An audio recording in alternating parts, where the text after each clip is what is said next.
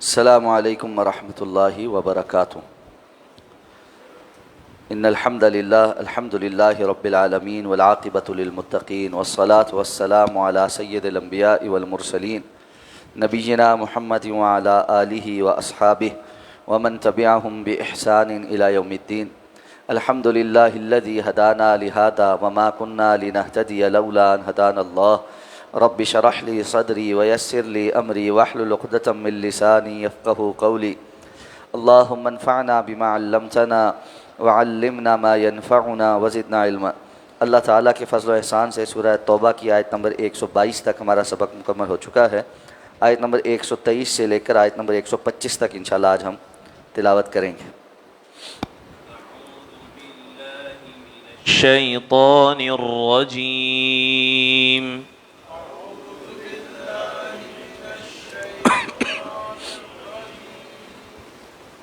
یا ایہا الذین آمنوا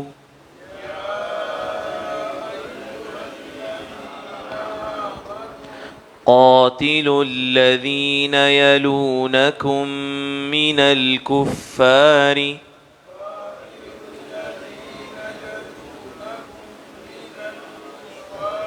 وَلْيَجِدُوا فِيكُمْ غِلْظَةً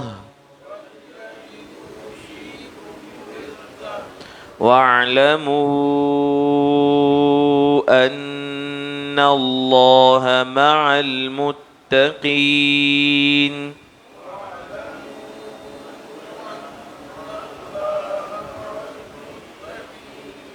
وَإِذَا مَا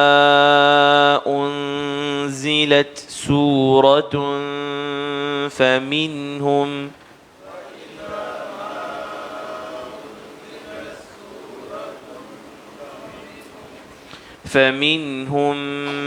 مَنْ يَقُولُ أَيُّكُمْ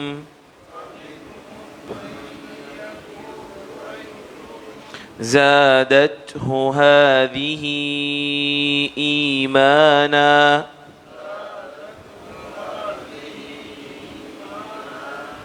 فأما الذين آمنوا فزادتهم إيمانا وهم يستبشرون۔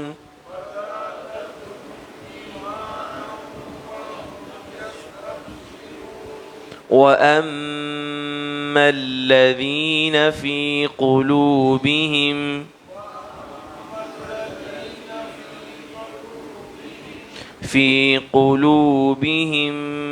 مَّرَضٌ فزادتهم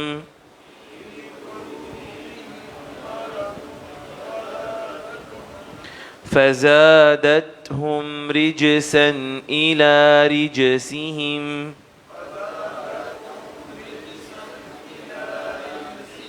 وماتوا وهم كافرون۔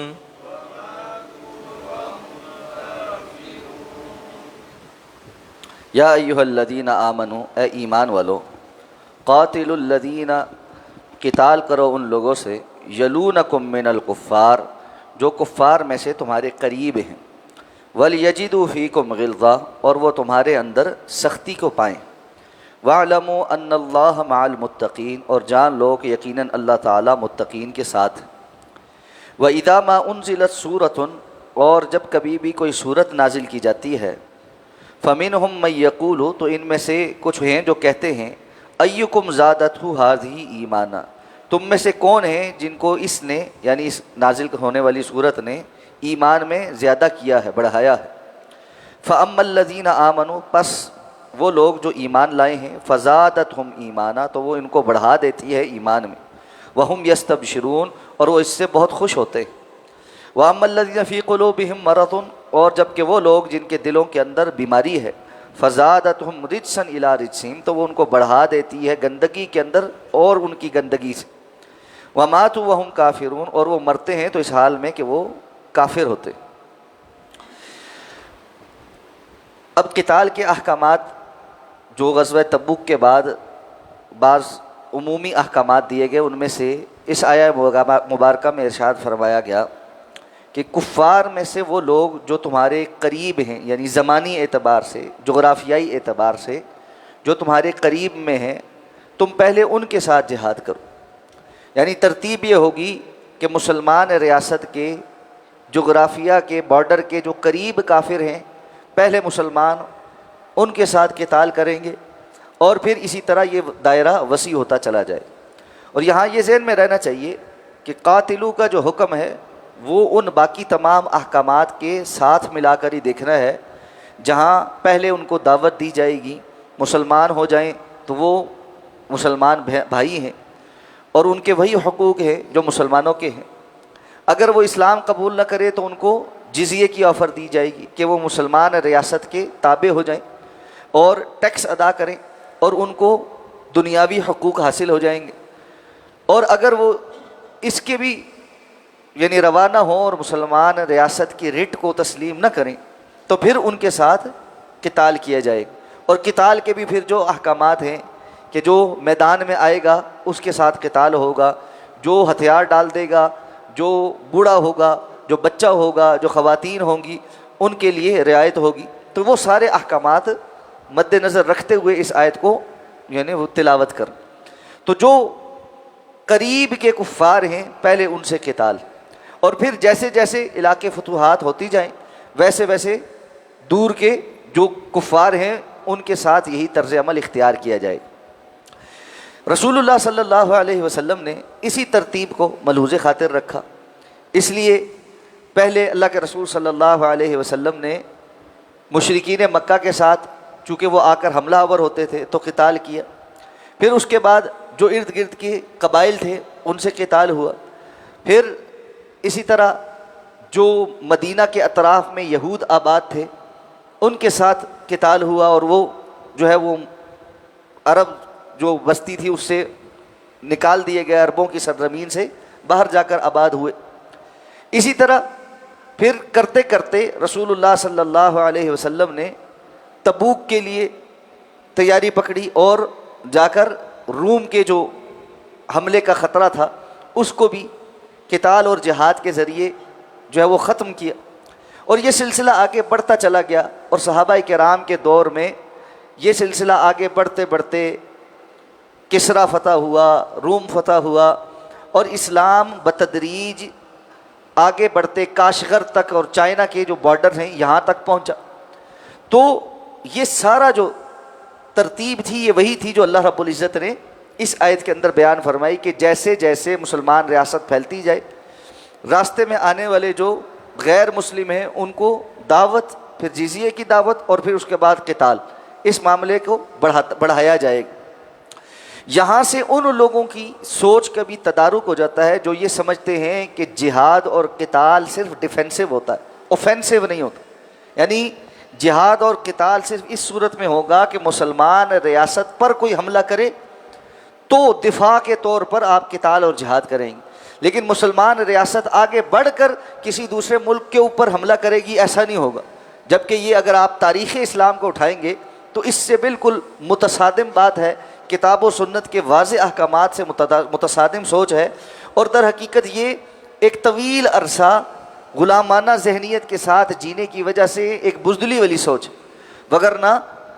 شریعت اسلامیہ میں جہاد ڈیفینسو بھی ہے اور اوفینسو بھی ہے، اور لیکن چونکہ ہم امت کے ایک کمزور دور سے گزر رہے ہیں اور ایک طرح سے مسلمانوں کی یہ ڈارک ایجز ہیں، تو بعض لوگوں کو یہ بات ہضم ہی نہیں ہو پاتی کہ کبھی مسلمان بھی اس قابل ہوں گے کہ وہ جا کر سپر پاورز کو للکاریں گے اور ان کے ملکوں میں جا کر اسلام کے نفاذ کی جد و جہد اور اسلام کو قائم کرنے اور نافذ کرنے کی بات ہوگی۔ تو یہ در حقیقت اپنی ایک کمزور ایمانی کیفیت یا سوچ کی وجہ ہے، وگرنہ اسلام اس معاملے میں بڑا واضح ہے۔ اب فرمایا جب اللہ کی طرف سے کوئی نئی صورت نازل ہوتی ہے تو اس صورت کو سننے والے دو قسم کے گروہ، ایک گروہ وہ ہے جو اہل ایمان کا ہے اور ایک گروہ وہ ہے جو منافقین کا ہے، جن کے بارے میں ہر جگہ اللہ فرماتے ہیں ان کے دل کے اندر بیماری ہے اور وہ بیماری نفاق کی بیماری ہے۔ تو فرمایا جب بھی کوئی نئی صورت نازل ہوتی ہے تو ان میں سے بعض لوگ آ کر اہل ایمان کو شک اور شبہ میں ڈالنا چاہتے ہیں اور کہتے ہیں ایکم زادتہ ہذہ ایمانا، تم میں سے کس کو اس صورت نے ایمان میں آگے بڑھایا ہے؟ گویا وہ یہ کہنا چاہتے ہیں کہ یہ جو نئی صورت نازل ہوئی اس کا کیا فائدہ ہوا؟ کوئی فائدہ ہے اس بات کا؟ بس یہ ایک حکم مزید دے دیا گیا ہے یا کچھ آیتیں پڑھ لی ہیں، اس سے کیا فرق پڑتا ہے؟ اچھا، یہ سوچ اس دور میں بھی تھی اور یہ سوچ آج بھی ہے۔ شریعت کے کتنے احکامات ہیں، جب ان کو پڑھایا جاتا ہے، بتایا جاتا ہے، وہ کہتے ہیں اس کا آج کے دور میں کیا فائدہ ہے؟ اور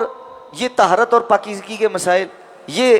بیت الخلاء جانے کے آداب، اور یہ جو ہے نا صفائی ستھرائی، تم ابھی تک ان باتوں میں پڑے ہوئے اور دنیا جو ہے وہ چاند پہ پہنچ گئی اور فلاں ہو گیا اور ایسے ہو گیا۔ تو اللہ تعالیٰ فرماتے ہیں یہ لوگ اس دور میں بھی یہ بات کہتے تھے، ایکم زادتہ ھذہ ایمانا فاما الذین آمنوا فزادتہم ایمانا۔ جو ایمان والے ہیں وہ تو اللہ کے ہر حکم کے ذریعے سے ایمان میں آگے ہی بڑھتے ہیں، وہم یستبشرون، اور وہ بہت خوش بھی ہوتے ہیں کہ اللہ کا حکم پتہ لگ گیا، اللہ رب العزت ہم سے کیا چاہتا ہے، اس کام میں ہمیں کیا کرنا چاہیے، ہمیں مزید تفصیل پتہ چل گئی، اور اللہ تعالیٰ نے ہمارے لیے ہدایت کے لیے مزید آیات نازل فرما دی۔ تو وہ قرآن مجید کے نزول سے اور اپنے پاس اللہ کی طرف سے آنے والے علم کی وجہ سے مزید خوش ہو جاتے ہیں، لیکن جن کے دلوں کے اندر بیماری ہے فزادتہم رجسا الی رجسہم، تو ان کے اندر پہلے ہی جو گندگی ہے اس کے اندر مزید اضافہ ہو جاتا ہے، اور وہ اور وبال محسوس کرتے ہیں۔ ایک نیا حکم، اب نئی بات، اب ہمیں یہ بھی کرنا پڑے گا، اب یہ بھی ہوگا، اب فلاں بھی ہوگا، اس قسم کی باتیں وہ کرتے بھی تھے اور آج کے دور میں بھی بہت سارے سننے والے کرتے ہیں۔ تو اللہ تعالیٰ فرماتے ہیں وَمَاتُوا وَهُمْ كَافِرُونَ، لیکن ان کی کیفیت یہ ہے ساری زندگی ایسی بیماری میں رہتے ہیں اور موت کے وقت یہ کافر ہوتے ہیں۔ بظاہر اسلام تو قبول کیا ہوا ہے لیکن اللہ کے نزدیک یہ مسلمان نہیں ہیں، ان کے دلوں کے اندر جو نفاق اور کھوٹ ہے اس کی وجہ سے یہ کفر کے اوپر ہی ہیں۔ یہاں ان آیات سے ایک بات اور بھی پتہ چلتی ہے جو بڑی صراحت کے ساتھ پتہ چلتی ہے کہ ایمان جو ہے وہ گھٹتا بڑھتا ہے، ایمان گھٹتا بھی ہے اور بڑھتا بھی ہے۔ تو یہاں اللہ نے فرمایا فزادتہم ایمانا، وہ اہل ایمان جو ہے وہ ایمان میں بڑھ جاتے ہیں، اور جو منافقین ہیں وہ ایمان میں گھٹ جاتے ہیں اور اپنے نفاق کے اندر بڑھ جاتے ہیں۔ تو بعض لوگوں کا یہ کہنا کہ ایمان ایک نہ گھٹنے والی اور نہ بڑھنے والی کیفیت کا نام ہے، ایمان صرف اس بات کا نام ہے کہ آپ نے اسلام کو قبول کر لیا، اس کے بعد باقی سارے چیزیں اس ایمان کی علامتیں ہیں، ایمان ایک ہی سا ہوتا ہے۔ اور وہ یہاں تک کہہ دیتے ہیں کہ میرا ایمان اور حضرت ابوبکر کا ایمان، میرا ایمان جبریل امین کا ایمان، میرا ایمان اور انبیاء کا ایمان، ہر ایک کا ایمان ایک سا ہے۔ یہ قرآن و سنت کے واضح دلائل سے متصادم بات ہے، اس لیے کہ قرآن مجید میں 8 مقامات پر صراحت کے ساتھ اللہ تعالیٰ نے اس بات کا تذکرہ کیا ہے کہ ایمان گھٹتا ہے یا بڑھتا ہے، اور اہل ایمان کے سامنے جب اللہ کی آیات تلاوت کی جاتی ہیں زادتہم ایمانا، تو وہ آیات ان کو ایمان میں بڑھا دیتی ہیں، اور یہ انسان اپنے اندر محسوس بھی کر سکتا ہے کہ وہ بندہ اگر ابھی کوئی عمل نہیں کر رہا، بظاہر جس کو اعمال کہا جاتا ہے، یعنی نہ نماز پڑھ رہا ہے، نہ روزہ رکھا ہوا ہے، نہ کوئی حج کے دنوں میں حج کر رہا ہے یا عمرہ کر رہا ہے، وہ بیٹھا ہے، وہ اپنی کیفیت کا اندازہ لگائے تو اس کو کبھی محسوس ہوتا ہے کہ اس وقت دل کی ایمانی کیفیت بڑی مضبوط ہے اور بہت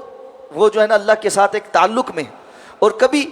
بیٹھے بیٹھے یہ احساس ہوتا ہے کہ دل بڑا ہی جو ہے نا وہ جو ہے نا گھبراہٹ کا شکار ہے اور ایمانی کیفیت اس کے اندر بڑی کمزور پڑی ہوئی ہے، اور خوف اور اندیشے اور شکوک اور شبہات اس کے اوپر طاری ہو چکے ہیں۔ اس لیے بندہ اگر بیٹھ کر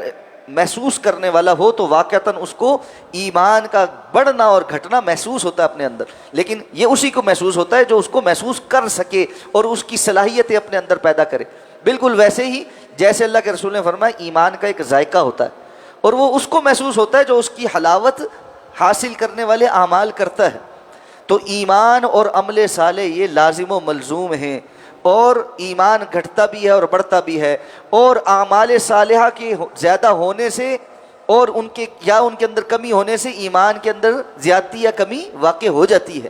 اس لیے یہ کہنا کہ ایمان گھٹتا بڑھتا نہیں ہے، یہ کتاب و سنت کے دلائل کو بلا وجہ کا توڑنا مروڑنا اور ان کی تعویلیں کرنا ہے۔ اللہ ہم سب کو سمجھ کر عمل کرنے کی توفیق عطا فرمائے۔ سبحانک اللہم و بحمدک، نشہد ان لا الہ الا انت، نستغفرک و نتوب الیک۔